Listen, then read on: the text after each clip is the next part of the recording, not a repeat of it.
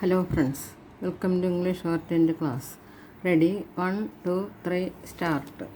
The Reserve Bank of India (RBI) in a report State Finances Study of Budgets of 2021-22 released in November 2021 with the third tier governments in India playing a frontline role in combating the pandemic by implementing containment strategies. Healthcare, their finances have come under severe strain, forcing them to cut down expenditures and mobilize funding from various sources. The RBI further commented that the functional autonomy of civic bodies must increase and their governance structure strengthened. This could happen by empowering them financially through higher resource availability. It is interesting that the RBI did echo the recommendations of the 50th Finance Commission report on local bodies that emphasized city governance structures and financial empowerment. The addition in the RBI report is from the praxis and the objective reality from during the novel coronavirus pandemic, which continues even now. However, there is only partial truth in the report. The emphasis is on resource availability, but how this will happen is not highlighted. At the most, it speaks only about generating more resources at the local level. The essence, while correctly identifying the role of the city governments in meeting the challenges the pandemic has thrown up, the report also points to the training of resources.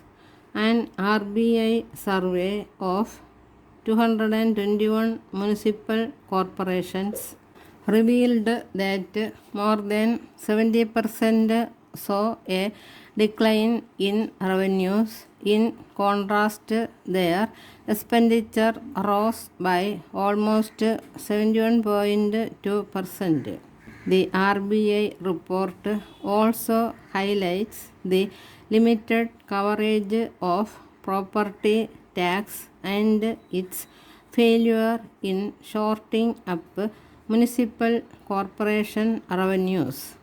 Organization for Economic Cooperation and Development data show that India has the lowest property tax collection rate in the world. Property tax to GDP ratio. But this explains only one part of the story. An old problem continues. During the pandemic, while leaders from the Prime Minister to Chief Ministers to District Magistrate were seen taking call on disaster mitigation strategies, city mayors were found missing. Why? Because under the disaster management plan of action, cities are at the forefront to fight the pandemic. However, the elected leadership finds no place in them. It is not just in disaster mitigation. The old approach of treating cities as adjuncts of state governments continues to dominate the policy paradigm. The general approach towards urban empowerment has remained piecemeal in India. Urban development is a state subject which is more linked to political and democratic movements in states.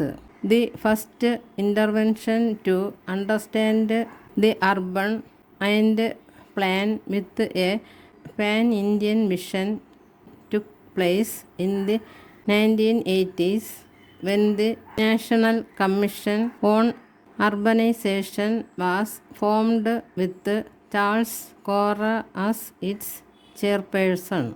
Another important intervention was in the first half of the 1990s with the Constitution 73rd and 74th Amendments.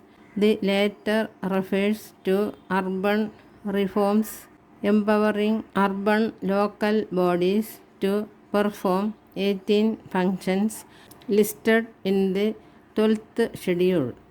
But this was also the period of neoliberal reforms, so the generation of own resources and a slow withdrawal of the state could be witnessed.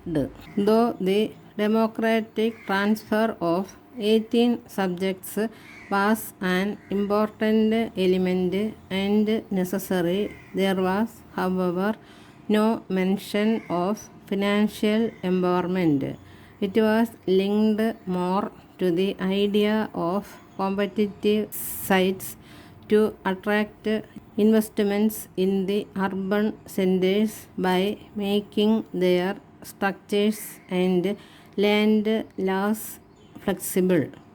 We now know that not much investment has happened and cities have not really been able to enhance their financial capabilities. The only exception to the rule has been the People's Plan model of Kerala, where 40% of the state's plan budget was for local bodies with a transfer of important subjects such as planning, etc.